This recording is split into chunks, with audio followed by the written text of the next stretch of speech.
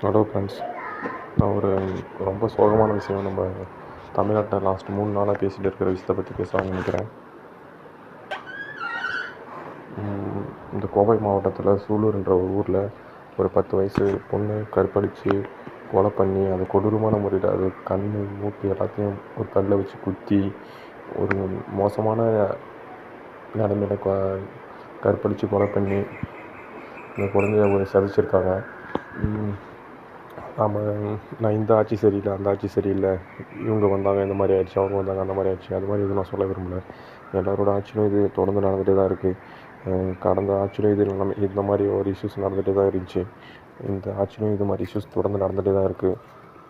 நேற்று நம்ம இந்த விஷயம் பற்றி பேசிட்டு இருக்கும்போது இடையில விழுப்புரம் மாவட்டத்தில் மரக்காணம் என்ற ஒரு இடத்துல ஒரு 11 வயசு பொண்ணு இதே மாதிரி கற்பழித்து கொலை பண்ணியிருக்காங்க. நம்ம எந்த மாதிரி ஒரு சமூகத்தில் இப்போ வாழ்ந்துட்டு இருக்கிறோம் நினைக்கும் போதே கொஞ்சம் பயமாக இருக்குது. கடந்த ஒரு வருஷத்தில் எடுத்துக்கினாலே பல கேஸுக்கு இந்த மாதிரி தான் பல நிகழ்வுகள் இந்த மாதிரி நடந்திருக்கு. தாம்பரம் பக்கத்தில் ஒரு 14 வயசு பொண்ணை கூட்டு பாலியல் பலாத்காரம் செஞ்சுட்டாங்கன்னு ஒரு நியூஸ் பார்த்தோம். திருச்சி மாவட்டத்தில் ஒரு பொண்ணை ஒரு 10 நாளைக்குள்ளே ஒரு பொண்ணை அவனோட காதலையே கொடூரமாக தாக்குற ஒரு வீடியோ பார்த்தோம். இந்த மாதிரி இன்னும் எவ்வளோ நிகழ்வு தான் நம்ம பார்க்க போகிறோம்னு நமக்கு தெரியல. இது நம்ம யாரை குறை சொல்கிறதுனும் நமக்கு தெரியல. நம்ம எல்லாமே இது தனி மனித ஒழுக்கமே இல்லாமல் ஒரு கட்டுப்பாடு இல்லாமல் இந்த மாதிரி நம்ம போயிட்டு இருக்கோம். நம்ம யாரை குறை சொல்கிறது? நம்ம அரசாங்கத்தை குறை சொல்கிறதா, இல்லை ஆண்களை சரியாக வளர்க்காத பெற்றோர்களை குறை சொல்கிறதா? ஏன் இந்த மாதிரி நடக்குது? எதுவுமே நமக்கு புரியல. நாமளும் தொடர்ந்து பேசிகிட்டே இருக்கோம், குறை சொல்லிட்டே இருக்கோம். இந்த ஆட்சி வந்தால் அந்த ஆட்சியை குறை சொல்கிறோம், அந்த ஆட்சி வந்தால் இந்த ஆட்சியை குறை சொல்கிறோம்.